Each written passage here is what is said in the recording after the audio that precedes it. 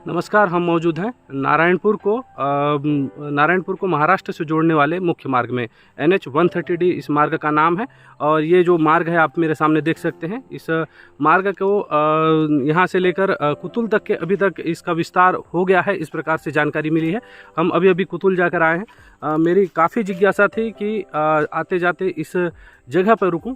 जिस जगह पर अभी मैं मौजूद हूँ ये जगह आप देख सकते हैं। यहाँ पर कभी ग्रामीण आदिवासी जो है वो आंदोलन की राह अख्तियार किए हुए थे।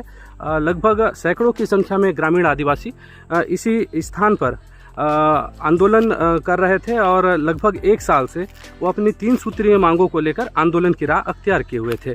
ये जो झोपड़ी नुमा एक स्थान दिख रहा है, इसे वो घोटुल कहा करते थे और इसी घोटुल से पूरे माड़ क्षेत्र के ग्रामीण जो है वो आंदोलन को जो है अपनी एक धार देते थे और यहाँ पे लगातार आंदोलन कर रहे थे। उनकी मांगे थी कि ये जो कुतुल मार्ग जो अभी बन रहा है वो मार्ग को रोका जाए, मार्ग सड़क निर्माण कार्य को रोका जाए। साथ ही साथ उनकी मांग थी कि जो पेशा कानून है उसे लागू किया जाए, पूर्ण रूप से लागू किया जाए।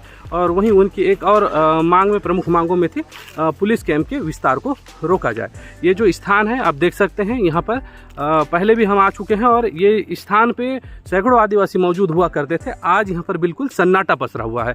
एक साइड आप देख सकते हैं, यहाँ पर कहीं ना कहीं जो ग्रामीण आदिवासी थे उनके झोपड़ी नुमा घर बनाए गए थे और सालों से उन्हीं घरों में रहकर आकर यहाँ पर आंदोलन को कहीं ना कहीं आंदोलन पे शामिल होते थे।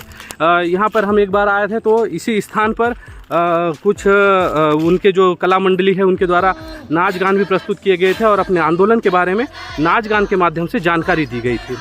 और ये जो हटनुमा जगह है यहाँ पर भी काफ़ी व्यवस्था की गई थी। यहाँ पर लोग मौजूद थे और यहाँ पर कहीं ना कहीं बॉक्स की मौजूदगी की गई थी। लेकिन जैसे ही सत्ता परिवर्तन होता है छत्तीसगढ़ शासन का और इसमें भाजपा सरकार में आती है, उसके बाद लगातार इन क्षेत्रों में विकास के लिए जो पुलिस फोर्स है वो अंदर घुसती है। साथ ही साथ इन क्षेत्रों में जब पुलिस फोर्स अंदर घुसती है उसके बाद इन क्षेत्रों में विकास के कार्य किए जाते हैं, सड़कों के निर्माण किए जाते हैं। उससे कहीं ना कहीं यहाँ पर जब पुलिस फोर्स पहुँचती है उसके बाद जो ग्रामीण हैं यहाँ से उठ के अपने अपने घरों को वापस चले जाते हैं। पुलिस अधीक्षक जिनसे हमने बात की थी, एक चर्चा के दौरान उन्होंने बताया जब हमारी फोर्स उस जगह पहुँची तो ग्रामीण खुद ब खुद आंदोलन छोड़ के चले गए। उन्होंने किसी भी प्रकार का प्रतिरोध नहीं किया, किसी भी प्रकार की जो ऑब्जेक्शन है वो नहीं किया। लगातार जो ग्रामीण है और इन क्षेत्रों में अब विकास देखने को मिल रहा है। नियत नेल अनार योजना एक है जिसके तहत इन क्षेत्रों में सड़कों का विकास हो रहा है। इन क्षेत्रों में स्कूल, आंगनबाड़ी और अन्य चीज़ों का भी लगातार विकास देखने को मिल रहा है। लगातार सरकार इन क्षेत्रों में पहुंच रही है और जो ग्रामीण जो वर्षों से अपने जो कार्य हैं, जो अपने विकास के कार्यों से कहीं ना कहीं पिछड़ गए थे, कहीं ना कहीं ग्रामीण जो अब तक के सुविधाओं से वंचित रहे थे, उनको अब कहीं ना कहीं विकास के पहिए से जोड़ा जा रहा है और तेज गति से विकास की उम्मीद आज अब इन क्षेत्रों में जाग गई है। लेकिन आपको मैं बता दूं 3 सूत्रीय जो मांग थी उनमें से ग्रामीणों की प्रमुख मांगों में जो पेशा कानून लागू था, पेशा कानून लागू करने की बात कही गई थी। कहीं ना कहीं छत्तीसगढ़ में पेशा कानून पहले ही लागू हो चुका है। दूसरी मांग थी सड़कों का विस्तार, जो सड़क का विस्तार अब हो रहा है।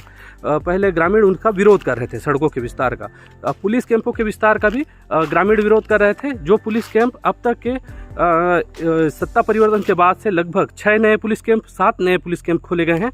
हाल ही में नारायणपुर के कोडलियार में भी नवीन पुलिस कैंप स्थापित किया गया है।